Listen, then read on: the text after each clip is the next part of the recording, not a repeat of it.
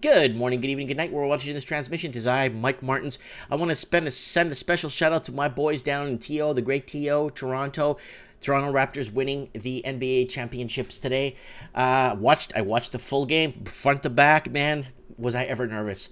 I'm a big time Raptors fan. My daddy is a big time Raptors fan, and my daddy is staying overnight in the hospital. He's got some massive kidney stone problems. So, guys, I need your prayers for my dad. We should have watched this game together, but he's there, and they only allow one guest. So my mom stayed, I stayed, then we switched around, and I'll be back tomorrow to go see him. But my dad needs your prayers, guys. He isn't feeling really well, and kind of feel bad I missed this game with him. And anyways, we're on the topic of Canada. I wanted to bring this up today, guys.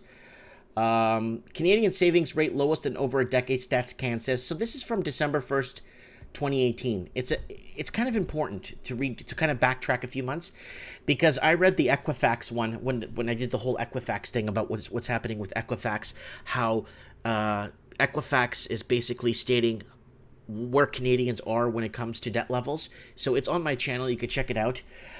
All right. The savings rate in Canada has dipped to the lowest in more than a decade, a sign of consumption-driven growth may be nearing an end. Statistics Canada reported Friday the household savings rate, which represents the proportion of disposable income. That's the key. Disposable income dictates whether you're going to eat, whether you're going to go out for dinner, whether you're going to go out and have drinks with friends, money to invest, money to save. Key word, save, and proportion of disposable income that remains after spending fell 0.8% in the third quarter, and the lowest level since early 2017. It's averaged 1.4% over the past year, the worst on annual basis since 2005. The low rate leaves Canadians more vulnerable to an economic shock, according to Brian DiPietro at Toronto Dominion Bank. It's concerning that households aren't building up buffers and preparing for retirement like they used to. So no one's preparing for retirement anymore, and a lot of people are short-sighted, thinking that the government's going to protect them, right? And with the declining or dwindling savings that people have nowadays, a lot of people use that money to help their millennials and kids, like the retirees, buy their first house, which is worth less than what they bought it for, right? And the mortgage market, I'm not going to go into that right now. We did trends in the housing market last night. So the Statistics Agency made revisions to the account for incomes as reported by Canadian Revenue Agency. Those revisions shifted the average rate of savings in data back to early 2016, downward to a 1.4% from 3.6% previously. Feeble savings may also signal consumption-led growth has nearly reached its end, as Canadians are spending by drawing down savings. It doesn't bode well for consumption spending moving forward. National Bank Financial's Christian Ramsang said Friday in a research note. Right, so people are becoming obviously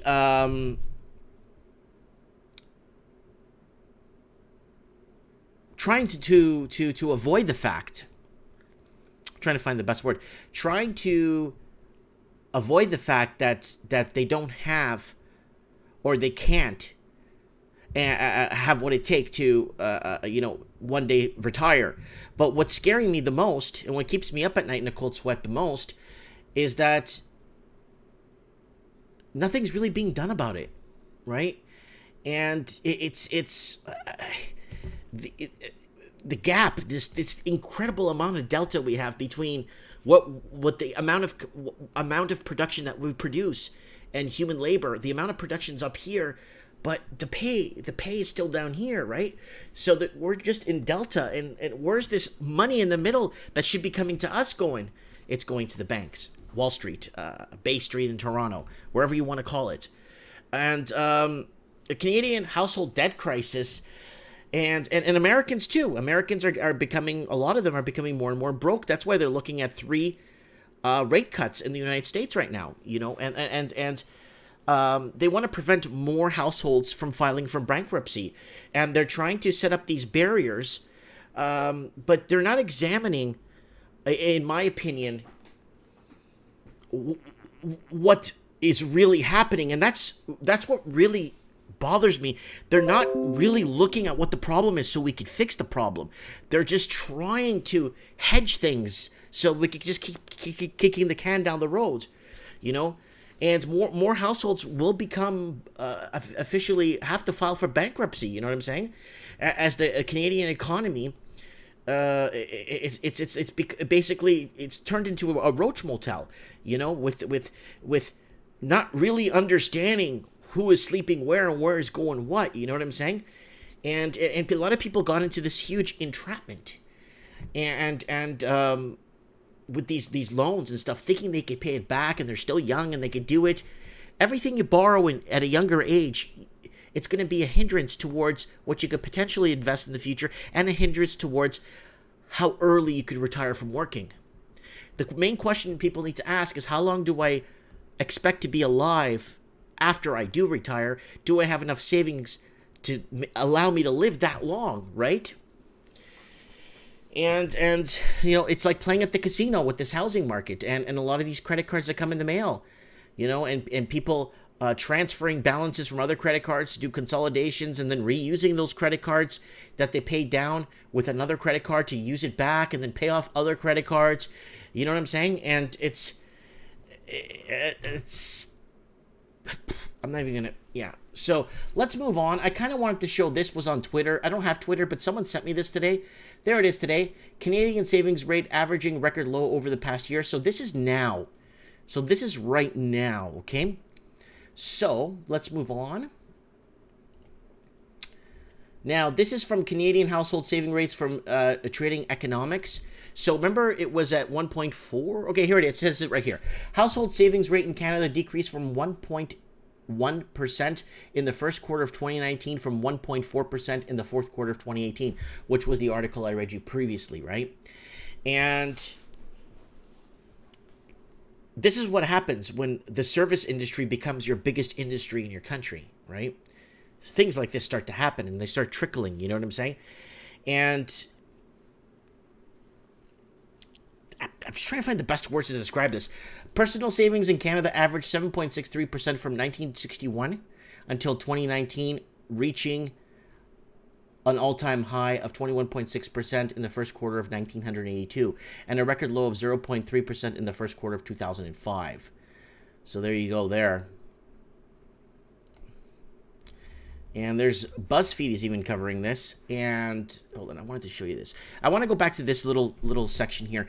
You see right here, when things started to cool off here. So this is 1961. Okay, that's when we came off a slight. We came off a little bit of a recession. It was hard times in 59, 60. 61 things started to pick up. 64 things got better. Up into the 70s, 79, 80, 81, 82. This right here, guys, 80, 79 to 91. This is the era I'm talking about, when things were really good. And then in the late 90s, things started to drop and trickle. I think it was George Walker Bush was president, and then the Clintons, and then it just went into a disaster down here and down here. But Mike, you're talking about Canada here. What does this have to do with America? It has a lot to do with America. Trust me on this one, okay? Here it is here, and then 2000, and obviously you know what happened in 2006. Things, and then this is when we lowered rates. This is when in 2006 is when we started playing with interest rates, and then that's little trickle here, and then savings went back down, and then savings pretty much at nothing. And that's scary.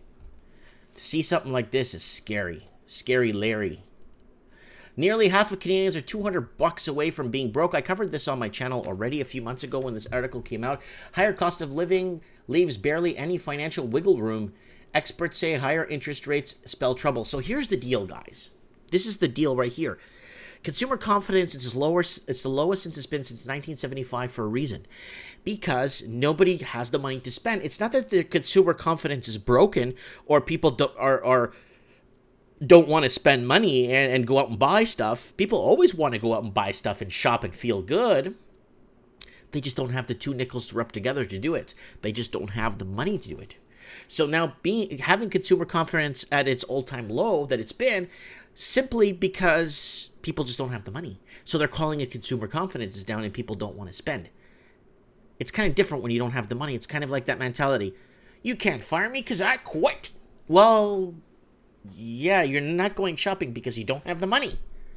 But now, people getting into the credit cards is a good temporary fix to your self-esteem, but it's also crippling to your bank books and your savings and your personal wealth.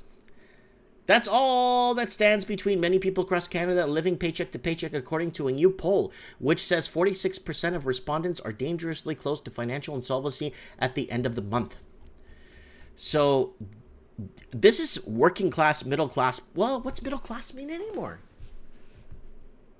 What is middle class? I think we should have a Mike in the Night special to find out what the heck is middle class mean anymore. What is middle class? I would like to know, because everyone. I think I am middle class. I hope I'm middle class.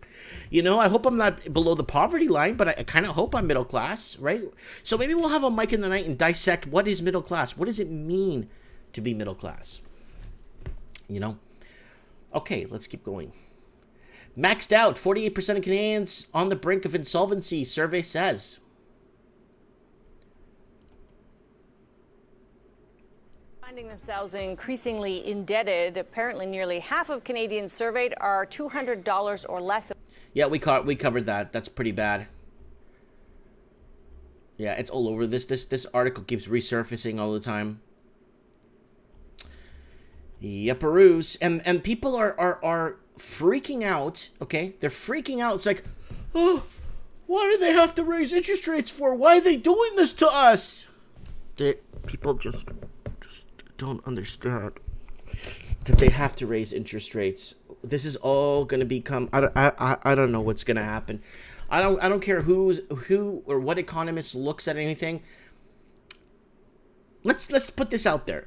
A good economist that could read economies, that could find liquidity in markets, that could understand the ups and downs, dips and swings. They're not making videos. They're making a lot of money. You know what I'm saying? So I think there's people out there that really know what's going on. I really believe so. I really do. And those are the ones that are playing the game, and those are the ones that are controlling the game. Right? And, yeah. I kind of want to throw that out there, guys, tonight.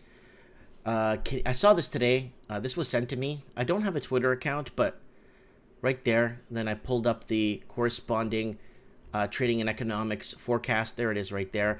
Then this is a really good website. It's called Trading Economics, and then you could go by country. It tells you what the GDP is. It tells you what the labor is, prices, money, trade, government, business. It tells you what the consumer confidence is here. It tells you what retail sales are. Look at that, just like dead. Retail sales, you could break it down to 10-year intervals, max. You could break it down to 5-year here if you want. Sorry, I keep getting these pop-ups. And then household savings rates right here. I just read it. There's the actual 1.10 from 1.40. And then here is the for the world.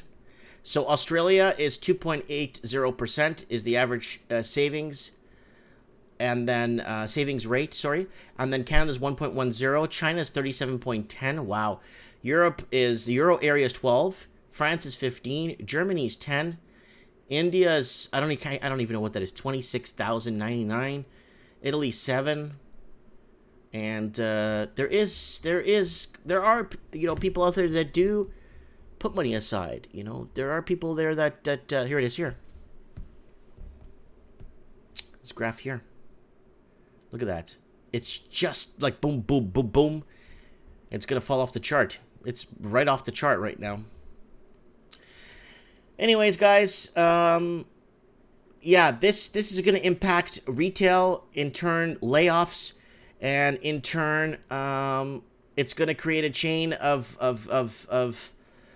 bad effects that are going to start impacting the production, impact the imports, cutting back on exports because we're no longer buying the stuff we're exporting to get fabricated somewhere else to produce. So it's a huge chain link effect that's going to cover the whole globe. And it's very interesting to see how the markets are going to react to all this. And our beautiful GDP that looks so good. If the GDP is good, raise interest rates, SA. Stop lowering interest rates. Anyways, guys, I got some work to do here around the house. I'm gonna go check on the kids. Guys, send some prayers to my dad. My dad's not feeling well. I'm gonna go check him out tomorrow. And yeah. Let me know what you guys think in the comments below. Thanks for watching. And don't forget to support me on Patreon if you want. I'm on Patreon. I got 6 supporters. I want to thank all 6 of them for being there for me and supporting this transmission. I'm on Subscribestars too. I don't know how that works, but I'm on there. I'm on Minds. Guys, get to Minds.com. Get to Minds.com. It's like the new Facebook. Please get to Minds.com. And you'll like it. I promise you. It's the new Facebook. Anyways, thanks for watching, guys. Don't forget to hit the subscribe button. Let me know what you guys think. I'm kind of all over the place with this, but it's no surprise. Thanks for watching, guys, and share this video to get me out there.